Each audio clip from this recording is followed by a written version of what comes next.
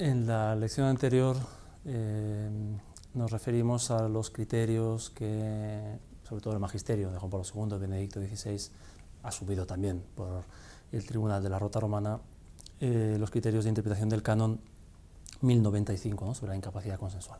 Ahí adelante, algo sobre lo que nos vamos a detener ahora, adelante que entre los medios de prueba de la incapacidad consensual, un elemento que está siempre presente, que el Código de Derecho Canónico establece que siempre hay que acudir a la ayuda, al parecer de un experto, de un perito, ¿no?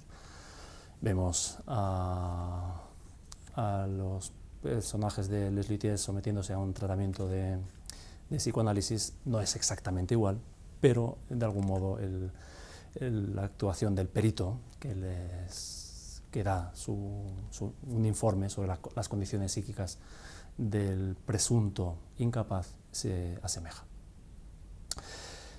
Según los criterios del magisterio, a los que nos referíamos en una lección precedente, debe tratarse la condición psíquica de la persona que le hace incapaz, según los criterios del 1095, debe tratarse de una seria forma de anomalía que afecte a las facultades psíquicas de entender y de querer, independientemente del nombre médico que tenga, si es que tiene, si es que se trata de una verdadera enfermedad mental. Pero sí que tiene que afectar a las facultades psíquicas de una manera seria, una seria forma de anomalía. El juez aprecia de qué manera este déficit psíquico, esta seria anomalía, ha privado al sujeto de uno de los tres ámbitos a los que se refiere el canon 1095, del uso de razón de una manera permanente o transitoria, permanente porque la condición psíquica es gravemente deficitaria de una manera permanente, de modo que no está en condiciones el sujeto de darse cuenta de qué está haciendo, ¿no?, del signo nupcial que está realizando, ¿no?, de una manera permanente o bien de una manera transitoria, ¿no?, a causa de una intoxicación o de un factor que es de suyo pasajero, que la persona no tiene un déficit permanente, pero que sí, en el momento de casarse, no estaba en condiciones de tener un mínimo, un suficiente uso de razón. En segundo lugar, el número 2 de 1095 se refiere al grave defecto de discreción de juicio respecto de los derechos y obligaciones del matrimonio. Es decir, el juez debe apreciar en qué manera el déficit psíquico ha privado de esta capacidad de comprender, de elegir y de aceptar lo que comporta ser esposo. La discreción de juicio, el discernimiento, no es puramente un conocimiento intelectual de lo que es el matrimonio, de cuáles son los derechos, las obligaciones, no es puramente teórico, sino que es eminentemente práctico, Lo que supone para mí, en el momento de casarme, en el momento de dar el consentimiento, eso que quizá en teoría conozco, pero sé que me va a transformar, ¿no?, que tiene unos derechos que debo asumir, que debo ejercitar, unas obligaciones que debo asumir, ¿no? Comprender, motivar la elección, decidir elección, y además que esta elección, en realidad el número 2 y el número 3, aunque el legislador distingue como dos ámbitos o dos supuestos de incapacidad, están muy relacionados, ¿no? Yo me doy cuenta de lo que supone ser esposo porque puedo vivir como esposo, ¿no? El canon 1095 en el número 3 se refiere a la capacidad consensual o a la incapacidad desde el punto de vista de las obligaciones que se asumen, ¿no?, la capacidad de obligarse respecto de las obligaciones conyugales, ¿no?, que yo pueda asumir las obligaciones que comporta ser esposo. Si yo puedo asumir las obligaciones que comporta ser esposo, quiere decir que me doy cuenta de lo que supone ser esposo. Y si no soy capaz, no estoy en condiciones de asumir estas obligaciones, quiere decir que mi conocimiento de los derechos y obligaciones era puramente teórico. Yo no puedo obligarme realmente a algo que no puedo asumir. No puedo, mi acto de voluntad, para que sea verdaderamente voluntario, tiene que ponerme en condiciones de vivir de acuerdo con aquello que elijo. Si no, mi acto de voluntad será solo aparentemente voluntario, será, que decía Santo Tomás, una veleidad. Quiero algo que no estoy en condiciones de querer verdaderamente, no tengo una discreción mínima, suficiente. La prueba de la incapacidad abarca tres ámbitos, ¿no? Y cuando el juez estudia una causa de incapacidad, tiene que moverse como en tres niveles. Por un lado,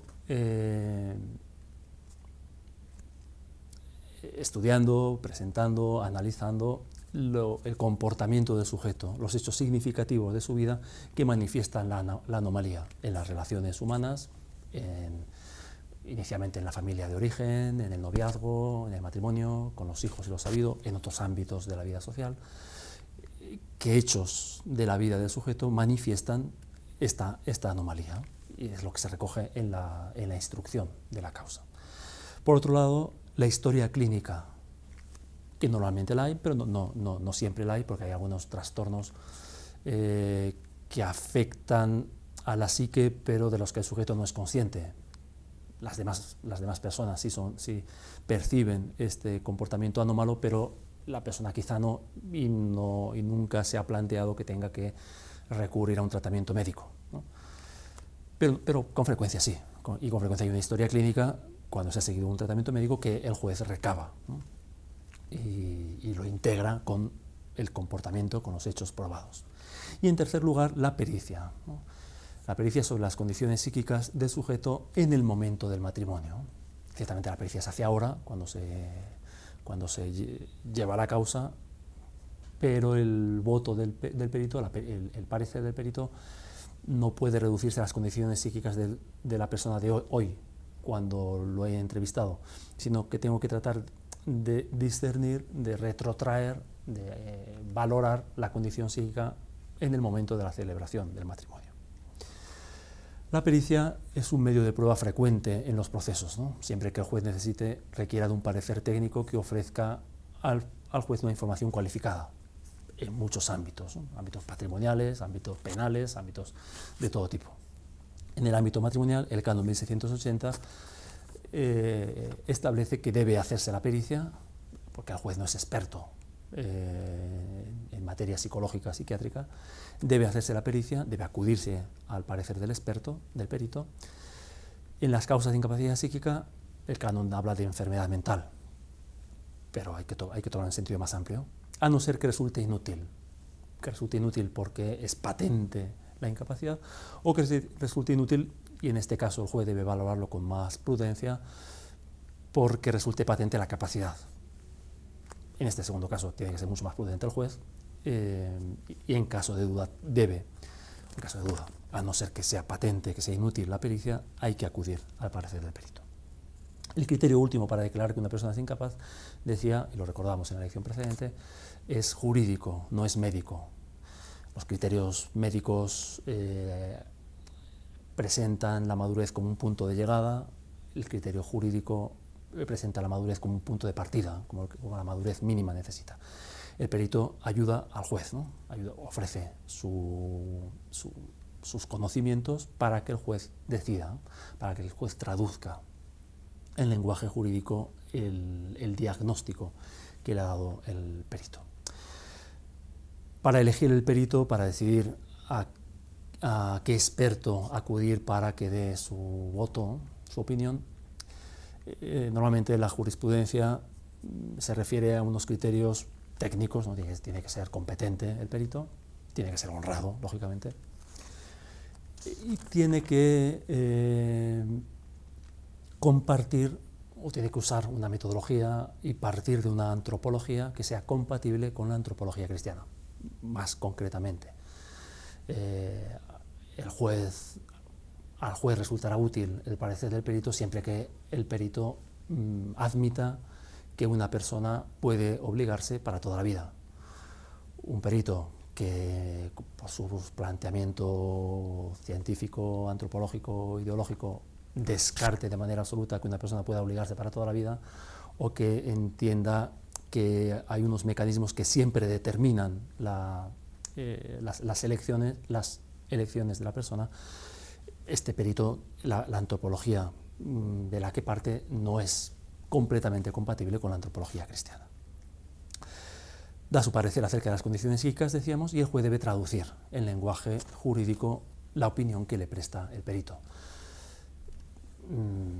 En ocasiones el parecer del perito, porque no siempre es matemático, ¿no? porque a veces hay unos márgenes de interpretación, porque hay ciertas ambigüedades, porque el comportamiento del sujeto no es inequívocamente el de alguien que sufre una anomalía que le priva de la capacidad mínima, el juez debe leer las conclusiones del perito a la luz del modo como el periciando, el presunto incapaz, se ha comportado, el modo como ha vivido, como ha asumido o no las obligaciones del matrimonio.